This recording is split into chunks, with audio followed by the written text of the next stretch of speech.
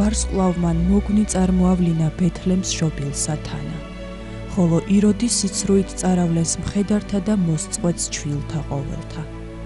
გონებდა უგუნური შენსა მოწყვეტასა ქრისტე, ხოლო მათ გიხილეს მწოლიარე ბაგასა და თაყვანი ქცეს თვის საუფალსა. დღეს ახალი სტილით 11 იანვარს წმინდა მართლმადიდებელი სამოციქულო ეკლესია მოიხსენიებს 14,000 ჩვილმოწამეს ჰეროდეს მიერ ბეთლემს მოწყვეტილთა, ღირს მარკელის, ღვიძარეთა სავანის წინამძღვარს, ღირს თადეოს აღმსარებელს. ადამიანი შეპყრობილი სენითა საეშმაკოითა არარას შეიწყნარებს და ბოროტებას უგუნურებას ამატებს. ასე მოიქცა უსჯულო ჰეროდეც, როცა აღმოსავლელი მოგებისაგან იმედგაცრუებულმა და განრისხებულმა ამოხოცა ჩვილი ბავშვები, რომელნიც ღვთაებრივი ყრმის ასაკისა უნდა ყოფილიყვნენ.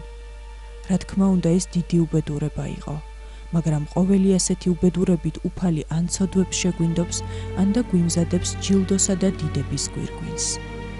წმინდა მღვდელმთავრის იოანე ოქროპირის სწავლებით შესაძლებელია მრავალ სიმყრმათაგან ნაწამები მაცხოვრის ჯვარცმა მოეთხოვა და ეყვირა.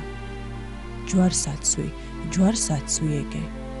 ამდენად უფლისნებით ბეთლემელ ყრმებს ებოძათ გვირგვინი მოწამეობისა. უფალმა უკეთ იცის რა უფრო სარგებელია ჩვენი სულებისათვის. ამ სასტიკი ხოცვა-ჟლეტის დროს დაღუპული ყრმები ქრისტეს პირველი მოწამეები გახდნენ.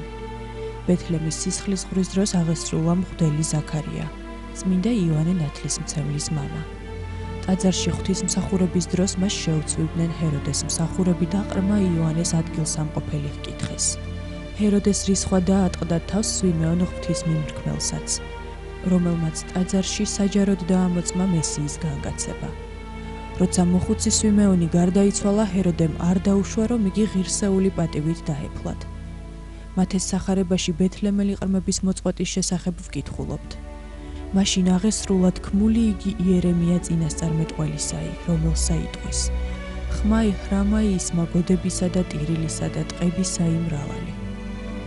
რაქელს ტიროდა შვილთა თვისთა და არა უნდა ნუგეშისცემის რამე თუ არა არიან. ესაა წინასწარმეტყველება ჰეროდეს მიერ მოწყვეტილ ყრმათა გლოვაზე. ჰეროდეს უსჯულოება დაუსჯელი არ დარჩენილა. ღვთისნებით მას საშინელი სენი შეეყარა და მატლებისაგან ცოცხლად დაჭმულს ამოხდა სული. წყლულებანი იგი უფალო, წმიდათა შენთანი, რომელნი შენთვის თავს იხსნეს. მიიხვე ნაწმეო ხებად ჩვენთვის და ყოველნივე სენნი ჩვენნი განკურნენ. კაცთმოყვარე, გევედრებით.